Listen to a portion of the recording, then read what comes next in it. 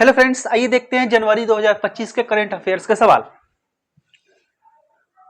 Most important सवाल देखेंगे जिसका सबसे ज्यादा संभावना है एग्जाम में आने की। इसरो के 11वें अध्यक्ष के रूप में किसे नियुक्त किया गया है, यानी कि who has been appointed as 11th chairman of ISRO. इसका आंसर गेस कीजिए। इसका आंसर है वी नारायणन। वी नारायणन। इसके पहले कौन थे? एस सोमनाथ जी थे। ठीक है, इसके बाद अभी कौन हो गए? वी नारायणन। ठीक है, यही है इसरो के नए अध्यक्ष। क्या नाम है इनका? वी नारायणन। ठीक है, याद रखिएगा, किसी न किसी एग्जाम में जरूर पूछेगा। आगे देखिए, इसके पहले कौन थे? एस सोमनाथ जी थे। ठीक है, इसरो का फुल फॉर्म क्या होता है? इंडियन स्पेस रिसर्च ऑर्गेनाइजेशन, यानी कि इसरो। स्थापना कब हुआ था? 1969 में, ये आप पढ़े होंगे। और इसका हेडक्वार्टर्स यानी कि मुख्यालय कहां है? बेंगलोर में। ठीक है, आगे देखिए, भारत के पहले 2 शहर कौन बन गए हैं जिन्हें आर्द्र भूमि यानी कि वेटलैंड शहर, वेटलैंड सिटी के रूप में मान्यता प्राप्त हुई है? आर्द्र भूमि शहर का क्या मतलब होता है? जहां पे नमी वाले जगह यानी कि जल वाले जगह ज्यादा होते हैं, ऐसे जगह जहां पे जल भरा रहता है। ठीक है, सतह पे रहता है या सतह से ऊपर रहता है। ठीक है, आगे देखिए, ऐसे जगह, ऐसी भूमि जहां पे नमी की मात्रा ज्यादा हो उसे आर्द्र भूमि कहेंगे। तो इस टाइप के शहर के रूप में मान्यता किन 2 शहरों को मिली हुई है? इंदौर और जबलपुर। कौन कौन? इंदौर और जबलपुर, याद रखिएगा। इंदौर कहां है? इंदौर है मध्य प्रदेश में।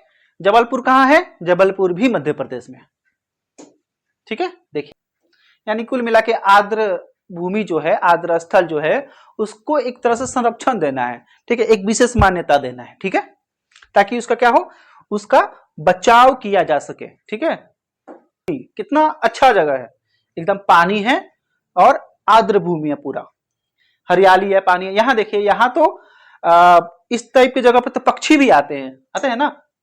देखिए, पक्षी भी आते हैं इस तरह के जगह पे पौधे भी निकल आते हैं बहुत सारे हरे हरे से। तो इन्हीं सब जगह को संरक्षण देने के लिए, ताकि यहाँ पे शहर ना बस जाए, लोग इनको घेर ना ले। ठीक है, इसका उपयोग किसी और काम में ना हो जाए, क्योंकि प्रकृति को भी बचाना तो बहुत जरूरी है ना। प्रकृति में जितनी भी चीजें हैं सबका अपना महत्व है। चलिए, गणतंत्र दिवस 2025 के मुख्य अतिथि कौन थे? Most important question. ठीक है, इसका जवाब है, गेस कीजिए, इसका जवाब है ए, प्रबोवो सुबियांतो, जो कि इंडोनेशिया के क्या है? इंडोनेशिया के प्रेसिडेंट हैं। ठीक है, यह भी क्वेश्चन किसी न किसी एग्जाम में जरूर पूछेगा। ठीक है, who was the chief guest of Republic day 2025? कौन कौन है? Prabowo Subianto. कहां के प्रेसिडेंट है? यही है, इंडोनेशिया के प्रेसिडेंट। 76वें गणतंत्र दिवस की थीम थी स्वर्णिम भारत, विरासत और विकास। याद रखिएगा, golden India, heritage and development. आगे देखिए, गणतंत्र दिवस परेड 2025 का सर्वश्रेष्ठ राज्य झांकी पुरस्कार किसने जीता? इसको जीता है उत्तर प्रदेश ने। किसने? उत्तर प्रदेश ने। इसकी थीम क्या थी? ये किस विषय पे था? ये महाकुंभ के विषय पे था। ठीक है, यही था झांकी। इसका विषय क्या था? उत्तर प्रदेश का था ये। इसका क्या था? स्वर्णिम भारत, विरासत और विकास। देखिए, यही जो थीम थी वो गणतंत्र दिवस की थीम थी। आप याद कीजिए, यही थीम थी ना गणतंत्र दिवस की भी। चलिए, तो इसका क्या है? इसमें महाकुंभ 2025 जुड़ा हुआ है। महाकुंभ 2025, स्वर्णिम भारत, विरासत और विकास। सेकेंड प्राइज किसको मिला? त्रिपुरा की झांकी को। और तीसरा आंध्र प्रदेश की झांकी। प्रथम पुरस्कार के बारे में पूरा याद रखिएगा, और ये याद रखिएगा कि दूसरा किसको मिला? त्रिपुरा को। और ये याद रखिएगा कि तीसरा किसको मिला? आंध्र प्रदेश को। ठीक है, इससे आपका काम एग्जाम में चल जाएगा। अच्छा, ये बताइए कि जो झांकी निकलती है कहां निकलती है? नई दिल्ली तो ठीक है, लेकिन कहां पे? ये निकलता है कर्तव्य पथ पे। कहां पे? कर्तव्य पथ। इसी का नाम पहले था राजपथ, अब इसका नाम क्या है? कर्तव्य पथ। तो कर्तव्य पथ पे ही गणतंत्र दिवस की परेड और झांकी निकलता है। आगे देखिए, किसने ऑस्ट्रेलियाई ओपन 2025 में पुरुष का एकल खिताब जीता। देखिए 4 ग्रैंड स्लैम होते हैं। ग्रैंड स्लैम जो होता है अंतरराष्ट्रीय लेवल पे, वो टेनिस का प्रतियोगिता है, ठीक है। इसमें ऑस्ट्रेलियाई ओपन होता है, फ्रेंच ओपन होता है, यूएस ओपन होता है और विंबलडन होता है, ठीक है। इन चारों से क्वेश्चन आते हैं, ठीक है। तो इन चारों के बारे में आप याद रखिएगा कौन जीता। तो पहले ऑस्ट्रेलिया वाला देखते हैं। इसमें जीता है जैनिक सिनर ने। किसने? Jannik Sinner. अच्छा, ऐसे भी क्वेश्चन पूछ सकता है कि जैनिक सिनर किस खेल से संबंधित है, तो टेनिस से। और ऑस्ट्रेलिया ओपन किसने जीता? जैनिक सिनर ने जीता। कहां के प्लेयर है ये है इटली के प्लेयर। कहां के प्लेयर है जैनिक सिनर? इटली के प्लेयर है। देखिए थोड़ा सा समझ लीजिए ग्रैंड स्लैम्स के बारे में। साल में 4 इंपॉर्टेंट ग्रैंड स्लैम्स होते हैं। एक ऑस्ट्रेलियाई जो सबसे पहले जनवरी में होता है, इसके बाद फ्रेंच ओपन जो कि मई जून में होता है, तीसरा है विंबलडन जो कि जून जुलाई में होता है, और चौथा है यूएस ओपन जो कि अगस्त सितंबर में होता है, यानी लाइन से होता है। पहले ये, फिर ये, फिर ये, फिर ये क्वेश्चन हुआ।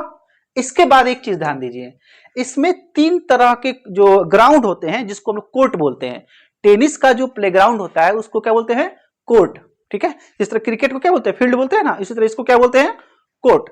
तो इसको 3 तरह के कोर्ट में खेला जाता है। एक होता है ग्रीन कोर्ट, जैसे ग्रीन कलर का दिख रहा है ना, ग्रीन कोर्ट। एक होता है क्ले कोर्ट, ये जो आप देख रहे हैं ये क्ले कोर्ट का रंग है। और एक होता है हार्ड कोर्ट, ये दोनों आप देख रहे हैं, ये जो है वो हार्ड कोर्ट पे खेले जाते हैं। यानी कि विंबलडन कहां पे खेला जाएगा? ग्रीन कोर्ट पे। फ्रेंच ओपन क्ले कोर्ट पे। और ऑस्ट्रेलियन यानी कि पहले वाला और सबसे लास्ट यानी कि यूएस वाला, ये कहां खेला जाएगा? ये खेला जाएगा हार्ड कोर्ट पे। देखिए ये है हार्ड कोर्ट, ये ब्लू कलर का है, ठीक है। ये सबसे मजबूत पिच होता है, यानी कि मजबूत कोर्ट होता है, ठीक है। ये हार्ड कोर्ट जो होता है एक ऐसा कोर्ट है जो कि कंक्रीट या डामर जैसी कठोर सामग्री से बना होता है। किसका बना होता है? कंक्रीट का और डामर का। किस कलर का दिख रहा है? ब्लू कलर का, ठीक है। अब बताइए कि कौन सा ग्रैंड स्लैम हार्ड कोर्ट पे होता है? तो पहला वाला और लास्ट वाला, यानी कि ऑस्ट्रेलियन ओपन और यूएस ओपन। इसके बाद देखते हैं क्ले कोर्ट। क्ले कोर्ट जो होता है, नाम से स्पष्ट, क्ले मतलब क्या होता है? कीचड़ होता है, मिट्टी होता है, ठीक है। क्ले कोर्ट जिसे रेड क्ले कोर्ट भी कहा जाता है, क्योंकि ये रेडिश टाइप का होता है। ये किस चीज का बना होता है? कुचले हुए पत्थर, ईंट और सेल से बना होता है। इसके ऊपर क्या किया जाता है? मिट्टी की एक पतली परत भी बिछा दी जाती है, तभी तो संतुलन बना रहेगा ना खिलाड़ियों का, ठीक है।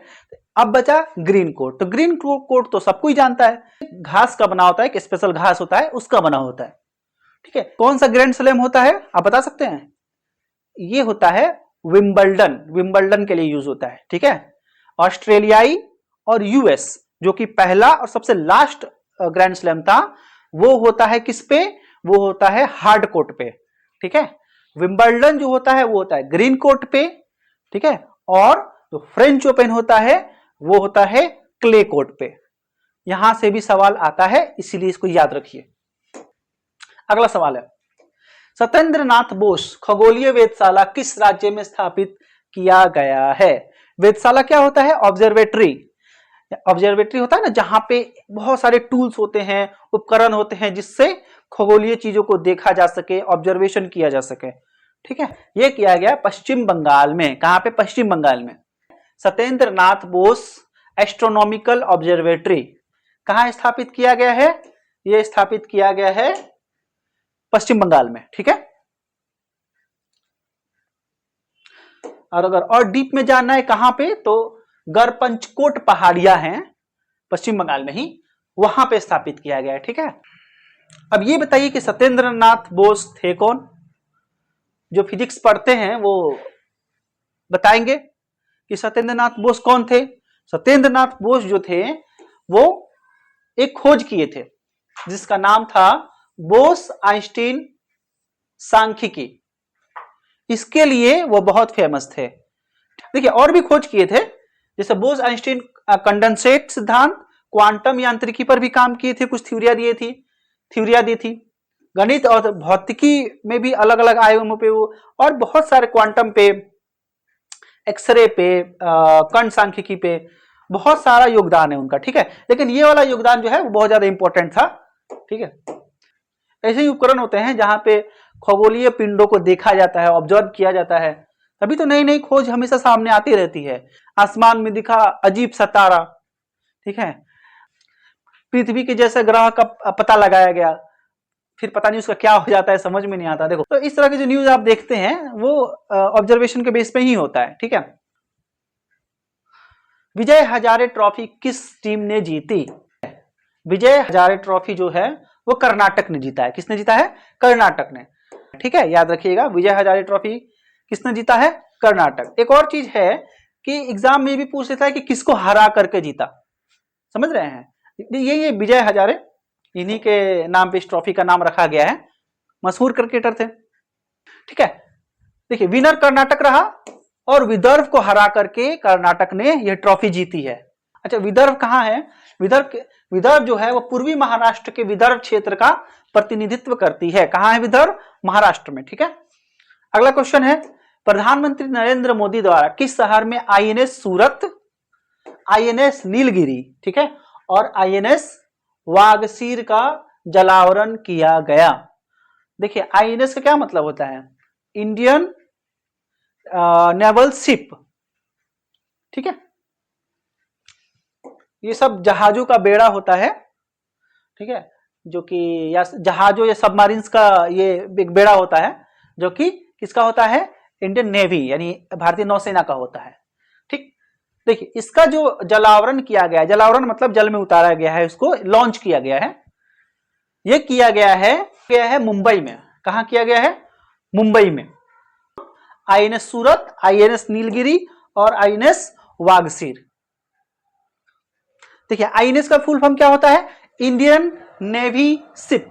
क्या होता है? इंडियन नेवी शिप, जिसका इस्तेमाल भारतीय नौसेना के जहाजों के नाम के लिए किया जाता है। आईएनएस, आईएनएस लगा हुआ है मतलब समझ जाइए कि भारतीय नौसेना का जहाज है, ठीक, शिप है।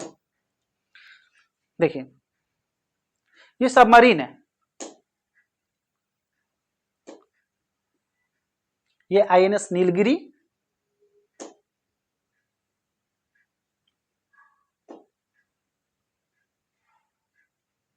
खो खो विश्व कप 2025 का खिताब किस देश ने जीता? भारत ने जीता है। ये बहुत इंपॉर्टेंट सवाल है क्योंकि भारत जीता हुआ है, ठीक है। किसने जीता है? भारत ने जीता है खो खो विश्व कप 2025 का सवाल, 2025 का खिताब। अब ये बताइए किसको हरा करके जीता भारत ने? तो भारत ने नेपाल को हरा करके यह खिताब अपने नाम किया है। किसको हरा करके? नेपाल को हरा करके। देखिए, पुरुष वाला भी भारत ही जीता और नेपाल सेकेंड नंबर पे, महिला वाला भी जो है वो भारत ही जीता और नेपाल सेकेंड नंबर पे, ठीक है, याद रहेगा। अब देखिए, खो खो में जो होता है एक टीम में 9 खिलाड़ी होते हैं। बहुत सारे लोगों को तो यही पता नहीं होता खो खो खेला कैसे जाता है। नाम तो सुने खो खो, लेकिन खेलते कैसे हैं वो भी बता। इसका आयोजन नई दिल्ली में हुआ था, ठीक है। देखिए, खो खो में होता यह है, एक ग्राउंड होता है, ठीक है। ग्राउंड में आप देखिए एक लाइन होता है, ये लाइन देख रहे हैं ना, ऐसे एक लाइन होता है, ठीक है, और एक बीच में लाइन होता है। हर एक पॉइंट पे एक आदमी बैठा होगा, ठीक है। एक का मुंह इधर होगा तो एक का मुंह इधर होगा, फिर अगले वाले का मुंह इधर होगा, अगले वाले का मुंह इधर होगा। इस तरह से एक अरेंजमेंट में बैठते हैं लोग। देखिए, जैसे इसका मुंह इधर है, उसका उधर, फिर इसका इधर, उसका उधर, इस तरह अरेंजमेंट में लोग बैठते हैं एक टीम के। और एक आदमी खड़ा होता है, यहाँ पे किनारे पे पोल होता है, एक इस किनारे पे पोल होता है और एक इस किनारे पे पोल होता है। ये कितने होते हैं? ये बैठे होते हैं आपके 8। कितने बैठे होते हैं? 8 बैठे होते हैं। एक आदमी इस पोल के पास होता है। तो कुल कितने खिलाड़ी हो गए एक टीम में? 9 हो गए। 8 बैठे होते हैं और एक यहाँ पे पोल के पास खड़ा रहता है, 9 खिलाड़ी हो गए। यही क्वेश्चन आता है कि खो खो में कितने खिलाड़ी होते हैं? 9 खिलाड़ी होते हैं एक टीम में, ठीक है। अभी खेलते कैसे हैं ये भी देख लीजिए। इसमें क्या होता है कि जो अपोनेंट टीम होता है उसके 3 खिलाड़ी आते हैं, 1 2 3 खिलाड़ी आएंगे, ठीक है। और ये जो है, ये जो खिलाड़ी है वो इन तीनों को छूने का कोशिश करेगा, चेज करेगा। तो इस तरह से ये होता है। ये उतना डीप में जाने की जरूरत नहीं है, मोटा मोटा आप समझ गए खो खो क्या होता है। कितने खिलाड़ी होते हैं एक टीम में? 9। 8 बैठे होते हैं, एक पोल के पास होता है 9, और वही चेस करता है पीछा करता है। देख रहे हैं पीछा कर रहे हैं ना ये इनका, ये तीनों अपोनेंट खिलाड़ी के हैं। अगला सवाल है, किस टीम ने संतोष ट्रॉफी 2024-25 जीता? संतोष ट्रॉफी फुटबॉल का ट्रॉफी होता है, जबकि अभी जो बताए हैं हम विजय हजारे ट्रॉफी, चूंकि विजय हजारे क्रिकेट के महान खिलाड़ी थे तो जाहिर सी बात है कि विजय हजारे ट्रॉफी क्रिकेट क्षेत्र में दिया जाएगा। संतोष ट्रॉफी जो रिलेटेड है वो है फुटबॉल से, ठीक है। इसको किसने जीता है? संतोष ट्रॉफी जीता है पश्चिम बंगाल ने, यानी कि वेस्ट बंगाल ने, ठीक है।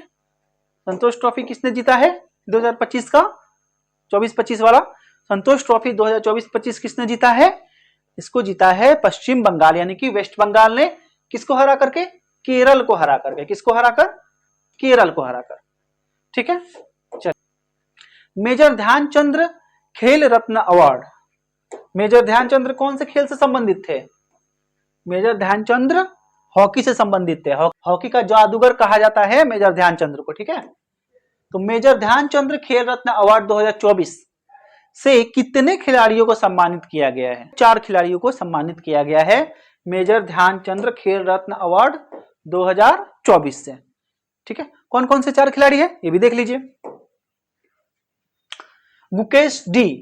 गुकेश डी जो है वो चेस के महान खिलाड़ी है। हरमनप्रीत सिंह, ये तो आपको पता होगा, हॉकी के कप्तान के हैं। प्रवीण कुमार पारा एथलीट, पैरा एथलीट समझ रहे हैं ना, पैरा देखिए एक होता है एथलीट, एक होता है पैरा एथलीट। पैरा एथलीट वो होते हैं जो दिव्यांग होते हैं, है ना, उनके लिए एक अलग गेम होता है। तो ये रिलेटेड है प्रवीण कुमार पैरा एथलीट से। मनु भाकर शूटिंग से रिलेटेड है। अर्जुन अवार्ड, और अर्जुन अवार्ड जो है वो 34 लोगों को मिला हुआ है। कितने लोगों को? 34 लोगों को, ठीक है। द्रोणाचार्य अवार्ड कितने लोगों को मिला है? यह मिला है 3 लोगों को। अच्छा, द्रोणाचार्य अवार्ड जो है वो कोच को मिलता है। आपको पता ना द्रोणाचार्य कौन थे? शिक्षक थे, ठीक है। तो ये कोच को मिलता है, यानी कि जो खेल सिखाते हैं, जो खिलाड़ियों को ट्रेन करते हैं, ठीक है, उनको मिलता है। तो ये मिला है 3 लोगों को। ये मिला है सुभाष राणा, दीपाली देशपांडे और संदीप सांगवान, ठीक है। देखिए, भारत में खेल के क्षेत्र में सर्वोच्च अवार्ड जो है वो है मेजर ध्यानचंद खेल रत्न अवार्ड। कौन है? मेजर ध्यानचंद खेल रत्न अवार्ड, सर्वोच्च अवार्ड खेल जगत का भारत में। और दूसरा जो है वो है अर्जुन अवार्ड। कौन सा अवार्ड? अर्जुन अवार्ड, खेल जगत का दूसरा सबसे बड़ा अवार्ड अर्जुन अवार्ड। पहला है मेजर ध्यानचंद अवार्ड। तो मेजर ध्यानचंद अवार्ड मिला है 4 लोगों को और अर्जुन अवार्ड मिला है 34 लोगों को, ठीक है। द्रोणाचार्य अवार्ड मिला 3 लोगों को, ठीक है। आगे देखिए, मौलाना अबुल कलाम आजाद ट्रॉफी 2024, ये किसे मिला? ये मिला है चंडीगढ़ यूनिवर्सिटी को, ठीक है। ये भी याद रखिएगा, क्या पता एग्जाम में पूछ दे। मौलाना अबुल कलाम आजाद कौन थे? वो थे भारत के पहले शिक्षा मंत्री, आपको पता होना चाहिए। नीति आयोग द्वारा जारी राजकोषीय स्वास्थ्य सूचकांक 2025 में सर्वोत्तम प्रदर्शन वाला राज्य। देखिए, नीति आयोग समय समय पे अपनी रिपोर्ट जारी करता है कुछ, ठीक है, और वो जो है वो एग्जाम में पूछ लेता है। तो ये जो रिपोर्ट है राजकोषीय स्वास्थ्य सूचकांक 2025, इसमें सर्वोत्तम प्रदर्शन वाला राज्य कौन है? उड़ीसा। क्या है? उड़ीसा। ये सीक्वेंस है, 1 नंबर पे उड़ीसा, 2 नंबर पे छत्तीसगढ़, 3 नंबर पे गोवा और 4 नंबर पे गुजरात। तो आपको याद रखना है 1 नंबर पे उड़ीसा। अगला सवाल है, भारत पोल पोर्टल किसने लॉन्च किया? जैसे इंटरपोल होता है ना, इंटरनेशनल पुलिसिंग के लिए, इसी तरह भारत पोल पोर्टल लॉन्च किया गया है। इस होम मिनिस्टर कौन है? अमित शाह, तो वही लॉन्च करेंगे। भारत पोल portal online portal for international police cooperation, ठीक है, developed body CBI, central bureau of investigation, ये होम मिनिस्ट्री का अंतर्गत आता है, ठीक है। और इसका मेन उद्देश्य क्या है? साइबर क्राइम को कंट्रोल करना, उस पर नियंत्रण रखना, ड्रग और ट्रैफिकिंग वगैरह पे। तो बहुत अच्छा है ये तो। कप्पड़ और 4 समुद्र तट जिन्हें हाल ही में ब्लू फ्लैग मिला है। देखिए, ब्लू फ्लैग उन बीच को मिलता है समुद्र तट को मिलता है उनको, जो कि पर्यावरण फ्रेंडली होते हैं, यानी कि साफ सुथरे होते हैं। तो दो बीचेस को मिला है, कप्पड़ और चाल। अब ये कहां पर है, किस राज्य में है, कितना इंपॉर्टेंट सवाल है, आप ही देखिए कहां है ये दोनों है केरल में। कहां है, केरल में। कप्पड़ और चाल समुद्र तट यानी कि बीच कहां पर है, केरल में है। इनको क्या मिला हुआ है, ब्लू फ्लैग सर्टिफिकेशन मिला हुआ है। पद्म पुरस्कार 2025 से कितनी हस्तियों को नवाजा गया। देखिए पद्म पुरस्कार कितना इंपॉर्टेंट है। देखिए भारत का सर्वोच्च नागरिक सम्मान भारत रत्न है, आपको पता होगा कौन सा है, भारत रत्न। भारत रत्न के बाद आता है पद्म पुरस्कार। क्या आता है, 2 नंबर पे पद्म पुरस्कार। पद्म पुरस्कार में भी 3 श्रेणियां होती है। कितनी श्रेणियां, 3 होती हैं। एक पद्म विभूषण, क्या होता है, एक पद्म विभूषण, एक होता है पद्म भूषण और एक होता है पद्म श्री। पहला पद्म विभूषण, दूसरा पद्म भूषण और तीसरा पद्म श्री। और इनका भी सीक्वेंस ऐसे ही है, यानी कि इसमें भी सर्वोच्च होता है पद्म विभूषण, उसके बाद पद्म भूषण और उसके बाद पद्म श्री। अगर आप भूल जाए तो हम आपको ऐसे याद दिला देते हैं। सबसे लंबा नाम किसका है, पद्म विभूषण का। तो ये जो पद्म पुरस्कार है उनमें सबसे ऊंचा है, सर्वोच्च है। इससे छोटा नाम किसका है, पद्म भूषण का, तो 2 नंबर पे ये है। उससे छोटा नाम किसका है, पद्म श्री का।